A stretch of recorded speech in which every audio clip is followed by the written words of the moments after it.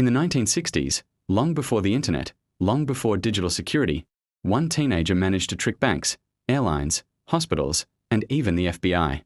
His name was Frank Abagnale Jr., and his story became one of the most unbelievable real crime tales in history. Frank was born in New York in 1948. His childhood looked normal from the outside. But when his parents divorced, his life changed. At just 16 years old, Frank ran away from home with almost no money and no plan. He needed to survive. And that is where his criminal journey began. Frank discovered something important: adults trusted confidence. If you looked professional, people believed you.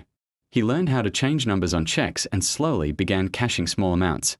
Soon, small amounts turned into bigger ones. Within months, a teenage boy with no formal education was passing fake checks across America.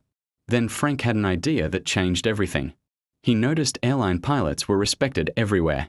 They got free hotels, free meals, and free travel.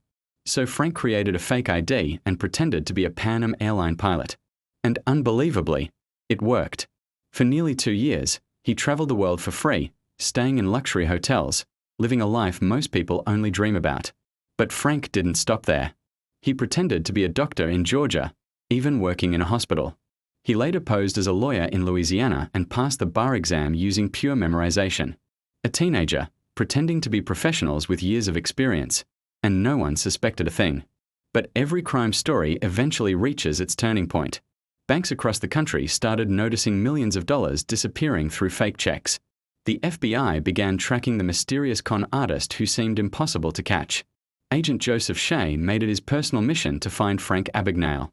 4 years, Frank stayed one step ahead, changing identities, moving countries, always escaping at the last moment.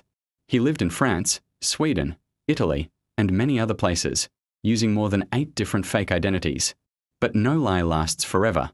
In 1969, at the age of just 21, Frank was finally arrested in France. He was sent to prison in Europe and later brought back to the United States to face justice.